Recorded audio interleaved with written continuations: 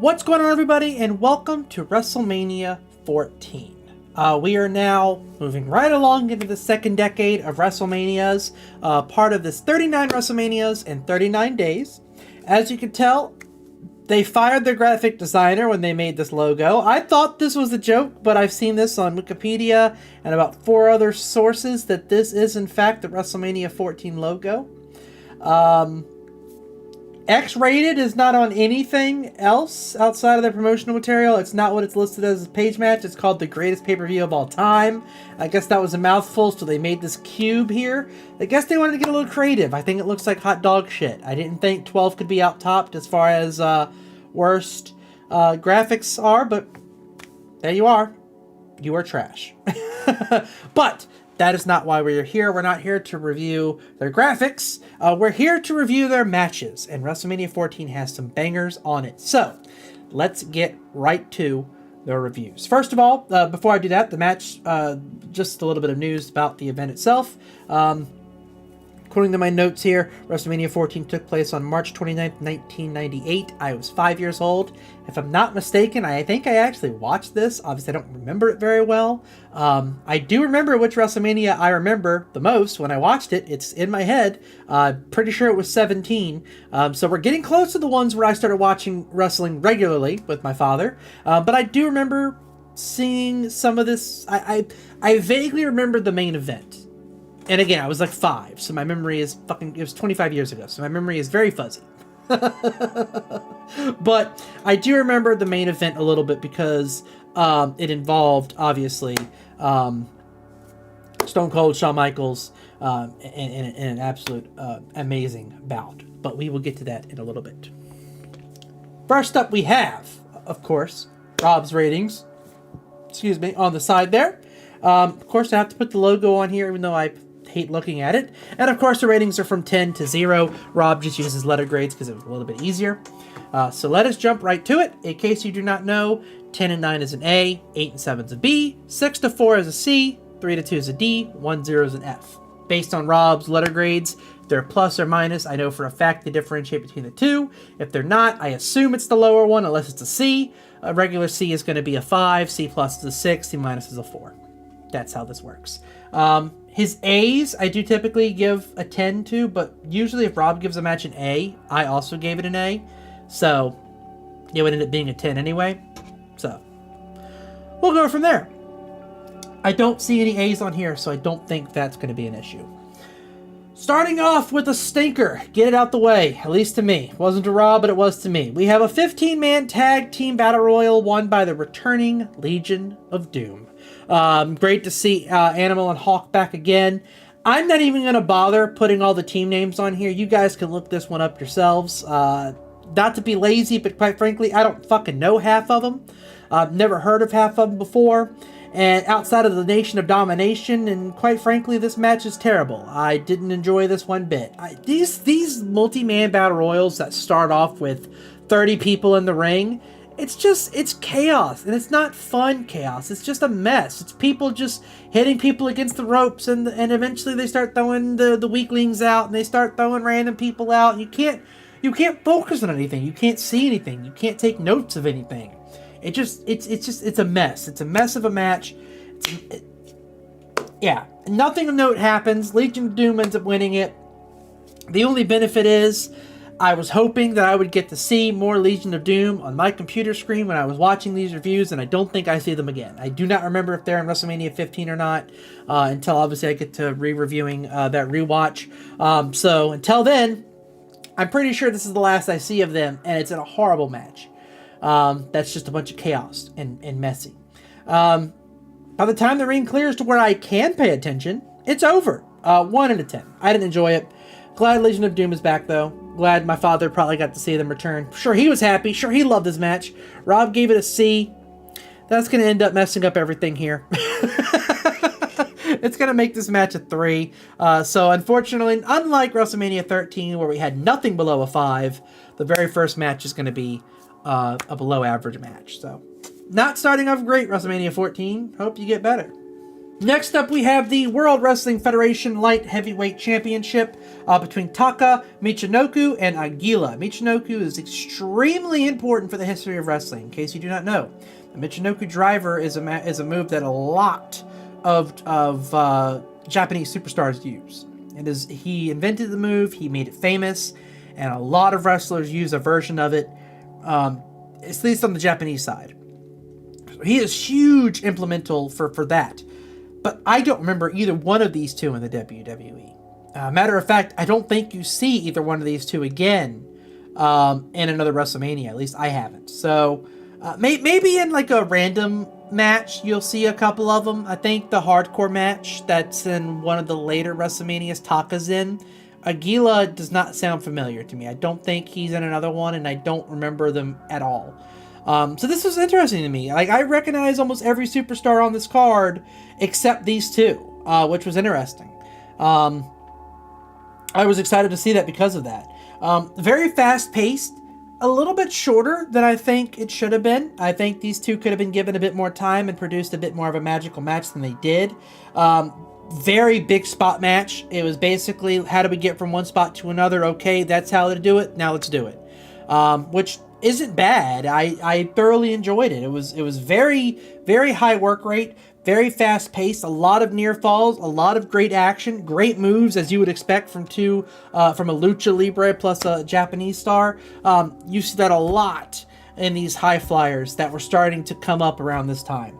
A couple botches thrown in, but you know, I could look past those because of all the moves they were doing, and the botches weren't terrible. They were able to overcome them pretty well. I enjoyed it, was never bored. The two seemed to have great chemistry.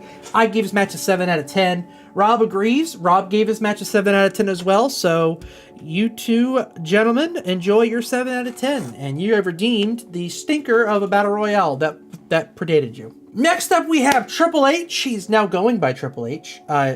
Followed with, of course, Chyna. Against Owen Hart, which was a phenomenal match. Was not expecting this match on the card. Did not know these two fought at a WrestleMania. So I was really excited to see this match. Very solid match. Typical heel Triple H controlling most of the match. Chyna looking menacing, as she always does. Owen Hart having great offense. The disqualification at the end was a decent finish, but there wasn't enough attempted interference that was stopped by the stipulation.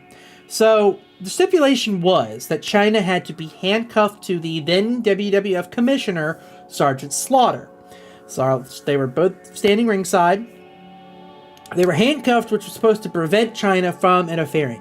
Chyna ended up breaking the handcuffs, interfered anyway, kind of dragged Sergeant Slaughter into the mat. No, I don't know if they broke him. Maybe dragged. For some reason, I can't remember.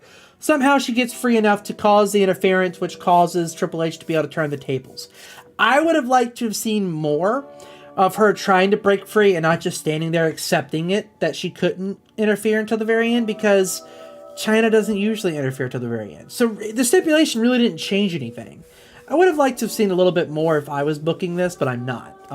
So as much as I think I could be a writer one day, I didn't book this. Overall, I thought it was another decent match. Didn't have anything groundbreaking. Also, nothing overtly bad, so I can kind of see how maybe this match isn't talked about so much, because it is just a normal match, which, again, isn't bad. It's a 7 out of 10. I was thoroughly entertained by the match from start to finish, but again, nothing landmark, nothing remarkable enough to where people talk about this after this event. So, that's where it's going to stay. 7 out of 10. Rob looks like he agrees, gave this match a B-, so it's kind of on the lower end. So, again, 7 out of 10. Looks like we both agree there. That is where you will go. 7 out of 10. Next up, we have Mark Marrow and Sable versus Goldust and Luna Vachon. God, I'm so glad I could see Luna on my screen again, but unfortunately it comes with Sable. Nothing against Sable. Sable is beautiful. Gorgeous woman. Couldn't wrestle to save her life, at least not at this point. I think, she gets a little bit better after a while, but at this point she wasn't that great of a wrestler. This was kind of her coming out party, if you will, in terms of wrestling. A decent match. It told a great story. Mark Marrow kind of just, I don't want to say abused Sable, but kind of just used her, right? A decent combo between Goldust and Mark Mero. I thought they played off each other very well. Luna is psychotic. I love it. I thought her and Sable were great. Another match in this Mania card that's good, but not great and not bad. I do think this one is definitely more of the 6 route versus the 7 route the last two have been. Again, nothing remarkable that you're going to go ahead and tell your parents about when you get home and tell your friends 10 years in the future, oh, you got to watch this match from WrestleMania 14. No, nothing like that. Decent match for the time period. Probably could have seen this on another pay-per-view that wasn't WrestleMania, but hey, it's a WrestleMania match here. That's what we have to review it based on. So I gave it a 6. Rob gave it a 4. So this is actually going to end up averaging out to a 5. Again, just maybe Rob wasn't quite as impressed by the Sable. Maybe Sable brought the match down for him. Not exactly sure. But again, not terrible. Average match. Nothing great, nothing bad. We move on. Next up, we have The Rock versus Ken Shamrock. You know, if Vince knew what he really had in Shamrock, he'd probably have a monster on his hands. Ken Shamrock was a big fucking man and was lethal. And Ken Shamrock was scary. I would not want to be in the ring with that man.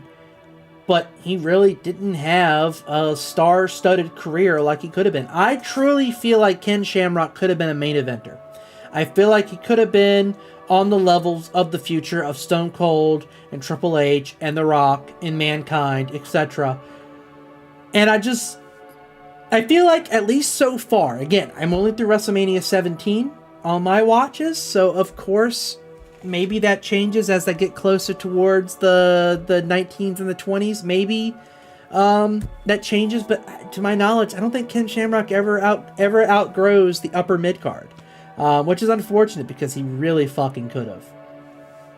He beat the hell out of The Rock. The Nation of Domination was there. He beat the hell out of them. The rage-induced finish reverse was interesting. You know, he technically, I want to say he technically had won the match, but because of how, you know, him throwing everyone around and beating up everyone and beating the guards and beating the refs, they ended up reversing the match and gave Rock the win. The post-match was phenomenal. I normally don't count those post-match beatdowns in these reviews, but this one was to such a scale that I was legitimately impressed. Overall, match wasn't very good. As you noticed, I didn't mention The Rock much at all in that conversation. It was mostly Ken Shamrock. The Rock did his thing, but again, this was before The Rock was The Rock. He was still with the Nation of Domination at this point. He was just starting to break free of them. He was just about to do his promo and give, you know, the picture of himself to Farouk and everything like that, that iconic scene. He was just about to do that, but he hadn't done it yet. He was still with them. He wasn't The Rock we know of today. Very unspectacular, unfortunately. This was the Ken Shamrock show. I thought this should have been his coming out party, but it never really accumulated into such. So, because of that, I gave this match a 5 out of 10 because of all that post-match stuff. Rob, as you can see, thought this match was a 4 out of 10 from the beginning. He did not give it that bump I did. So I'm actually going to do something I don't normally do. I actually completely agree with Rob here. It is a 4 out of 10 match.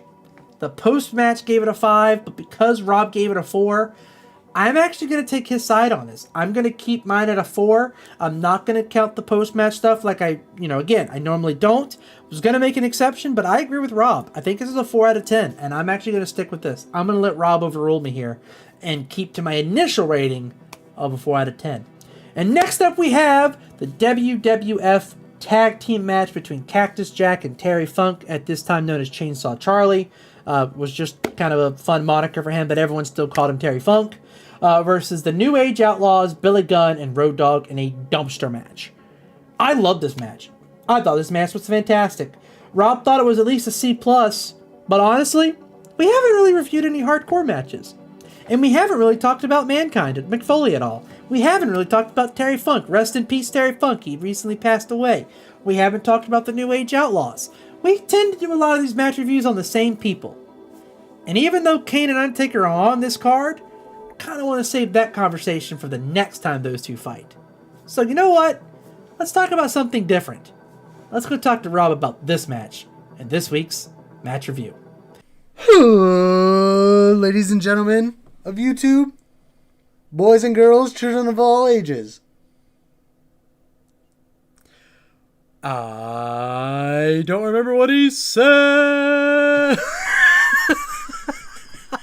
I'm sitting here thinking, I was like, fuck, I forgot his intro. What does Road Dogg say? God damn it. Anyway. Ladies and gentlemen, boys and girls, children of all ages. Oh, yeah, let's get ready to suck it. Anyway. DX proudly presents to you, it's WWF Tag Team Champions of the World. The Road Dogg Jesse James, the Badass Billy Gunn, the New Age Outlaws. And then he hands it to Billy Gunn, and then he goes, if you're not down with that, we got 2 words for you. Match review! Welcome back, guys. We're here, Wrestlemania 14, with that god-awful fucking logo still down there. Here to review Cactus Jack and Terry Funk. Technically, he's Chainsaw Charlie, but even the commentator stopped calling him that after like the very beginning. He's Terry Funk. Versus the New Age Outlaws. And honestly, a match that I thought was exceeded all of my expectations. I saw a dumpster match and thought this shit was going to be a dumpster, and instead was blown away by an 8 out of 10 match. I think you gave it a C+, so a 7 out of 10. So obviously, when I do the review here, it'll average out to an 8. Yep. But honestly, a fantastic match. Cactus Jack's, Mick Foley with his Cactus Jack persona, Terry Funk and his Chainsaw Charlie persona, just absolutely excellent hardcore. Like, they're hardcore masterminds. New Age Outlaws played in perfectly, but this was clearly Mick Foley and Terry Funk's wheelhouse. And New Age Outlaws were just along for the ride. I loved the backstage stuff. I loved the fucking finish. The finish was genius with the fucking forklift closing it down and holding it down. Absolute genius. It was hysterical how, like, you couldn't technically dump them in from the forklift, but you could vividly see them crawl.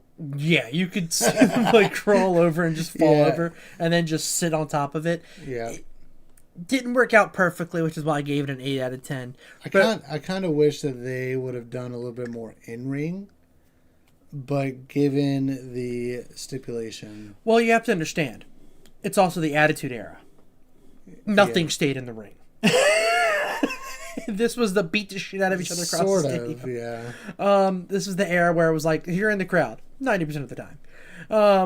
But I really... Bang, bang. I really enjoyed this match because the number one thing about this match that made me give this an 8 out of 10, where I usually give these hardcore matches lower than sparkling reviews because of the chaos, is they do a lot of these moves. They use a lot of these weapons without it going into blind chaos to where I can't follow the match anymore.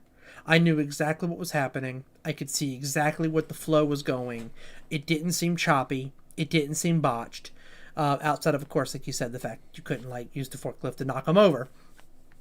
But that was still felt like it was by design. But just have them slowly crawl over, and they maybe crawled a little bit too slow for that. But everything went as planned. Everything. I was very worried when they started diving into dumpsters that had smaller openings in their body, but they made it work. Yeah, that kind of terrified me too. Like even this where this image is from that was a very scary spot when Mick Foley got dumped in there. But just absolutely, I mean, it's fucking. How did Mick Foley and Terry Funk just rest in peace, Terry Funk, by the way? But how did Mick Foley not die? This is the man that was thrown off a Hell in a Cell, through a table, lit on fire multiple times, speared through a burning table. Let's not forget that one. All right? Yeah. This man put his body through so much, and yet Cell seems to have most of his brain cells right now. I mean, you can definitely tell he's missing some teeth. Well, most of those popped out of his mouth when he got thrown to the fucking cell the second time. So...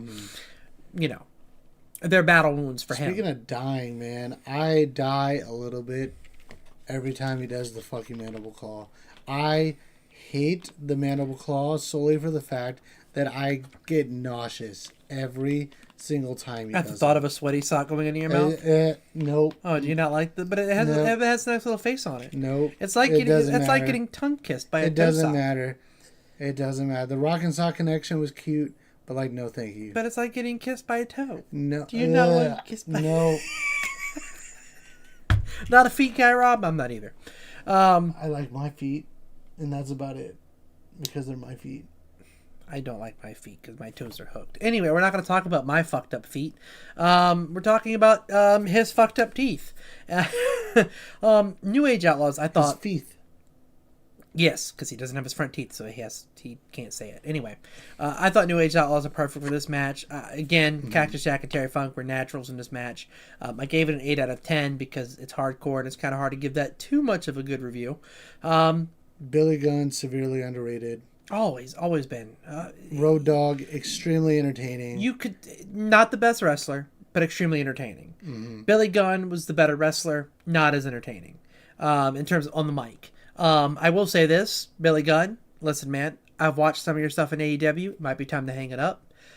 You are a 58-year-old man, almost, actually you might be a 60-year-old man by now, and you're still calling yourself Mr. Ass and scissoring people with your fingers. I think it's time to give up the gimmick. I think it's time to go ahead and go home. But wow, live your life. I was not expecting that. Do you not know what his gimmick is in AEW right now? No, I don't, because I don't like Tony Khan. He's a part of the Acclaimed, and they scissor. That's what they do to set up their finisher. Is he sticks his fingers out like this? I mean, it's 2024, so like people think scissoring's okay. I understand that, but it's just odd. And his name is literally called Mr. Ass. Anyway, enough about modern Billy Gunn. This Billy Gunn was excellent. Absolutely phenomenal. Road Dogg was great. Great match all around. 8 out of 10. I love Road Dogg's when he bounces off the ropes and he does a little shimmy into the elbow drop. Mm-hmm. It's like he's almost paying homage to Junkyard Dog, the original dog. Guys, if you want to watch this match, I highly recommend it. Let me know down below how you think about this, and if you want to see us talk more about these little hardcore matches like this and not the all-time classics like we normally do, please watch more. Hold on. I'm gonna add this little tidbit. So if it has anything to do with the Junkyard Dog, it's not. It doesn't. So I enjoyed when the New Age Outlaws came out because they're doing the. Oh, you didn't know, your ass better call somebody. And then they go into the WWF proudly presents to you the New Age Outlaws, like that gimmick stuff. You could tell that it wasn't as polished. Mm-hmm. Like Jesse James, Road Dogg saying this. Mm-hmm. You could tell it wasn't as polished. But the way it flows now is just fucking... Absolutely. It had to start somewhere. Absolutely. Speaking of starting somewhere, back to me. Thank you guys so much for hanging out with me and Rob there for that match review. I gave this match an 8 out of 10. Rob gave this match a C+, which is going to be a 6 out of 10, which means this match is going to safely fall on that 7 out of 10 range. Again, noticing a trend. The good matches are a little bit decent, or above average to good. 7 out of 10 are their B matches. They're good matches. Nothing great and excellent, but good matches. And then a couple of stinkers down here at the bottom that are just kind of there. But we still have 2 more matches left, and these 2 are definitely... they're matches. The first match we're going to talk about is Undertaker versus Kane. The first time the Brothers of Destruction actually came to blows was actually the first year that Kane actually came to the WWF. In 1998, which is a huge moment here, and this was a very highly anticipated match. 2 powerhouse giants, very equal movesets. They designed Kane's movesets to mirror The Undertaker's intentionally. You can see that. I thought that obviously Taker portrays them far better than Kane does.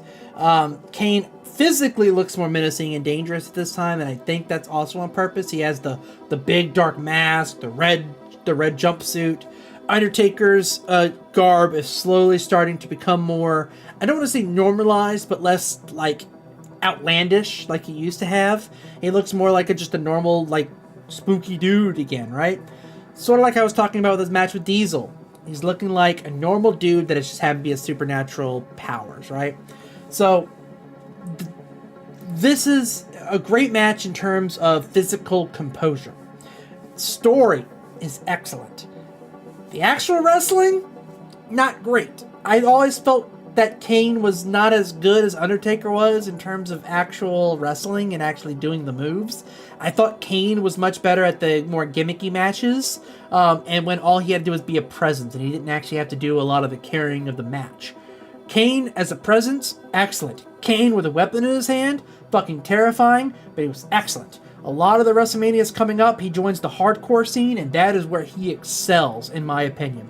His matches were much better when he didn't have to be the carrier of the match. Unfortunately, with this one, him and Undertaker have to try to carry each other. They can't quite do it. You could tell the chemistry was off. You could tell Kane was still green, honestly. And you could tell they just never really meshed very well because they had the exact same movesets. Again, from a story aspect, it just wasn't as good as it... From a story aspect, the match is excellent. Move aspect, not as good as I think it could have been, and not as good as their match that they have much later on, at least in my opinion. The selling wasn't good, but it wasn't intended to be. The no-sells, they weren't convincing. They were intentional, but just not convincing. If you're gonna no-sell, you're gonna get hit, and you're gonna do the Undertaker sit-up. You gotta give it a second. Let it breathe for a moment. Then do the sit-up. Kane kicked out of 3 fucking tombstones. No, I'm sorry. Kicked out of 2 tombstones. It took a 3rd tombstone to finally beat him. Again, that's great and all. But the kickouts were like weak. They were like just kickouts. And then he's sitting up and he's getting up again. And it's like, all right, cool. So why did the 3rd one suddenly take you down? It wasn't convincing enough for me. I would have preferred if the first tombstone, quick kick out, quick get up. Second tombstone, quick kick up, slightly slower getting up. That way when the 3rd one does beat you, it's a bit more convincing that he wore you down with all 3. It didn't come over very well for me, so I gave this match a 5. Yeah, I gave it a 5. Rob ended up giving his match as well a 5. He gave his match an average rating. I don't know if it was the exact reason as to what I gave it, but yeah, we both agree. This match is a 5. Nothing terrible. Story's great. Wrestling left a little bit more to be expected, if you will, based on how much this match was built up. And finally, we have Steve Austin versus Shawn Michaels of Triple H in China for the World Heavyweight Championship. This was a phenomenal match, but it came with a massive issue. Both of them are dealing with major injuries. This would end up being Shawn Michaels' last match for a while. He had to get back surgery after this, so he kind of took a more commissioner commentary style backstage role for a while. And so you could tell Stone Cold suffering from the knees, suffering from his neck. You could tell that he was still kind of struggling through them as well. Actually, matter of fact, this is Shawn Michaels' last full match in 4 years. So you won't see him again until WrestleMania 18, unfortunately. A really great addition was Mike Tyson. Now, obviously, Mike Tyson didn't really play a major role. Mike Tyson was supposed to be a part of DX, because this is when DX was first getting together with Shawn Michaels and Triple H and Chyna and Road Dogg and X-Pac and all them. So, of course, you had Mike Tyson there. He was supposed to be on their side. Was supposed to be the trump card as a special guest referee there. But this match was electric. I really loved it. You could tell that there was a couple of spots that they wanted to do differently, or they wanted to do a little bit more to, but of course because of the injuries they couldn't. And there's not one particular spot that is like eye-popping memorable, but the match from start to finish is entertaining, it's fun. The Mike Tyson betrayal of DX to end up joining on Stone Cold and fast counting the win is an excellent setup. I gave this match a 9 out of 10. Rob gave it a B, so unfortunately that is going to end up averaging out to an 8, because a B is going to be a 7. I gave it a 9. It's going to come down to an 8. I'm fine with that because, again, there wasn't anything super memorable about this match. I was just thoroughly entertained, and I feel like part of that was because this was the true embodiment of the Stone Cold character. I love it was like Shawn Michaels' first semi-retirement match. I thought the Mike Tyson twist was really interesting. I thought the whole DX scenario was really interesting. And I thought the fact that Stone Cold finally won the title here was really fun. And I enjoyed it from start to finish. Definitely match of the night. Surprisingly strong night, as long as you pretend that first match didn't happen. Even the Rocky match. It's a 4. It's meh, but it's not bad. You know, so yeah, overall, pretty exciting night of wrestling. I thoroughly enjoyed this card, and as you could tell, these cards have been consistently above average. We're finally past the days of the poor WrestleManias, and we're finally at the events that made me fall in love with the sport, and we're finally at the events that let me know how we got to 40 of these.